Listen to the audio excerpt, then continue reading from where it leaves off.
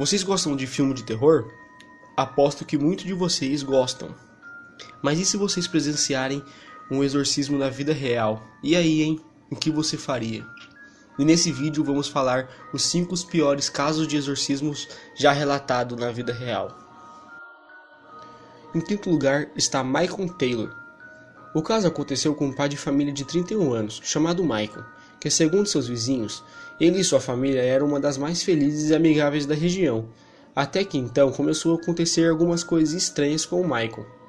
Ele e sua família não eram devotos que frequentavam a igreja, até que um dia Michael ficou muito interessado pela reunião semanais de um grupo religioso, e passou não apenas frequentar o grupo, mas também estudar e debater filosofia. O grupo que Michael frequentava passou a ser cada vez mais parecida com o molde de um culto. Sua esposa e filhos não compareciam mais às reuniões, que passaram a acontecer no porão da casa de um dos membros desse culto, e não mais na casa cedida pela diocese. A coisa chegou a tal ponto que Michael deixou a casa alegando que precisava fazer um retiro espiritual, no qual jejuaria em busca de iluminação. Sua esposa, que ficou furiosa com o comportamento de seu marido, acusou ele a manter um caso com uma das membros do grupo.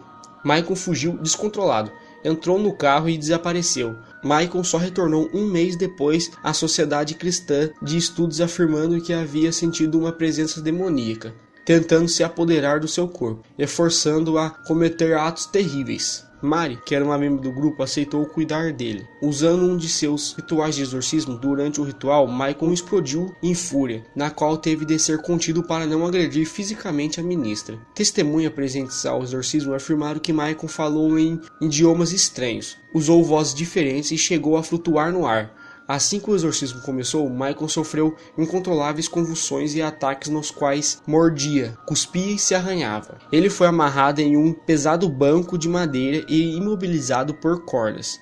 Ao longo de 8 horas, Michael, ou a criatura que estava em seu corpo, recebeu bênçãos.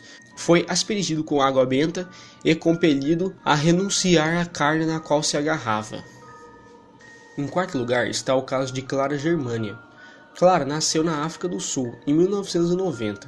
Foi parar ainda bebê num orfanato católico da cidade de Natal. Foi batizada pelos religiosos que cuidavam do lugar. Levando uma vida normal até os 16 anos, ela era uma adolescente normal, quando ela supostamente teria feito um pacto com o diabo. Em seus exorcismos, Clara revelou ao padre que havia feito o pacto. Uma freira mantinha informações desse caso. Segundo um dos relatos, a jovem possuía a capacidade de falar outras línguas, até então desconhecida. Clara falava alemão, polonês, francês e outras línguas desconhecidas.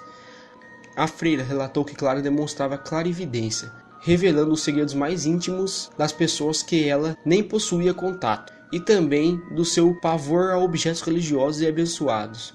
A moça ficava agitada ao se deparar com crucifixos e possuía sons horríveis na presença das freiras. Muitas freiras acabavam apanhando da garota, sendo espancadas. Mais pessoas eram necessárias para ajudar a segurá-la. As freiras ainda afirmavam que Clara levitava no ar. Segundo Manuel, quando uma pessoa mantém estes sintomas, ela está realmente possuída. Para praticar seu exorcismo, foram necessários 2 padres e durou 2 dias, sendo que no primeiro dia Clara estava muito nervosa. Mais de 170 pessoas teriam presenciado o ritual, que durou 2 dias, e inclusive teriam testemunhado a jovem tentando estrangular um dos sacerdotes, ele evitando enquanto as sagradas escrituras eram lidas diante dela. Em terceiro lugar está Rob Manning. A história de Rob foi a inspiração para o famoso filme de terror O Exorcista. Rob era uma garota comum, de uma típica família luterana dos anos 40, que gostava de jogos e histórias em quadrinho. Sendo filho único, acabava ficando a maior parte do seu tempo com adultos, que geralmente era a sua única companhia. A partir do ano 1949, coisas estranhas começaram a acontecer na casa de Rob. Começou primeiro com sons de goteiras que vinham de lugar nenhum, e continuavam ininterruptamente. Alegam que, em dado momento, uma pintura de Cristo que havia na casa começou a tremer sem motivo aparente. Os pesquisadores do assunto alegam que o garoto tentou usar o tabuleiro Ouija para contactar sua tia, e talvez isto tenha levado à subsequente possessão. Nos dias posteriores, a família passou a ser alvo de atividades paranormais, onde móveis e artefatos ao redor se moviam sozinhos, sem nenhuma explicação aparente. Rob foi levado à igreja anglicana, onde foi submetido a uma possessão de exorcismo. Durante esse processo, o garoto acabou ferindo o padre, que enviou o garoto de volta para sua casa. No Natal foram realizados cerca de 30 rituais de exorcismo, num período de somente 2 meses, os quais foram acompanhados de diversos eventos alegadamente inexplicáveis, como a cama que se movia sozinha. Em segundo lugar está o caso de Anna Ecloud. Anna nasceu em Louha em 1882 e foi criada como católica.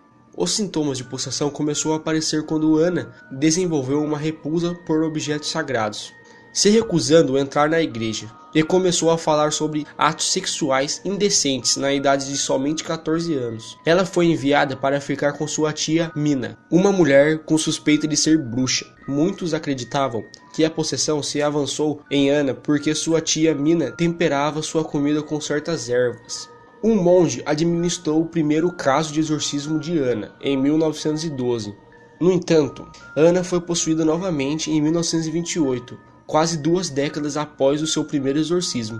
E mais uma vez o monge realizou o ritual, usando o convento próximo da propriedade das freiras franciscanas. Anna recusou o alimento abençoado oferecido a ela, e assoviou como um gato. O exorcismo durou 23 dias.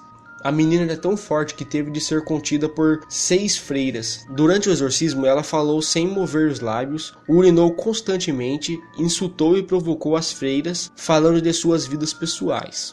E previu que um dos seus sacerdotes presentes morreria em um acidente de carro, que ele realmente morreu.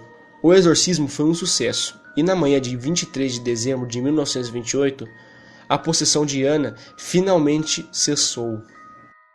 Em primeiro lugar está o caso de Anneliese. Esse foi mais um caso que também inspirou um famosíssimo filme, O Exorcismo de Emily Rose. Anneliese tinha visões assustadoras de faces demoníacas. Enquanto ajoelhada, dedicava uma prece ao Senhor. Vozes invadiram seus ouvidos, com promessas terríveis. As vozes e visões demoníacas se tornaram cada vez mais constantes. Anneliese assumiu um comportamento agressivo. As coisas começaram a piorar rapidamente. Em 1974, chegaram à conclusão que haviam indícios veementes de possessão demoníaca, o que requeria a realização do exorcismo. Ela latiu como cão por dias, comeu aranhas, bebeu sua própria urina e comeu a cabeça de um pássaro morto. Anneliese mostrava sinais claros de esquizofrenia, mas ela e sua família se recusou à intervenção médica. Em vez disso, em 1975, foi solicitado outro exorcismo, e o bispo aceitou seu pedido. Ela teve que ser segurada por até 3 homens, ou, em algumas ocasiões, acorrentada. Ela também lesionou seriamente os joelhos, em virtude das genuflexões compulsivas que realizava durante o exorcismo, aproximadamente 400 em cada sessões. Ela foi submetida a 67 rituais de exorcismo, ao longo de 9 meses. E acabou morrendo de fome em 1976, em uma tentativa desesperada de se libertar das garras de Satanás. Dizem que suas últimas palavras foram: "Mãe, estou com medo."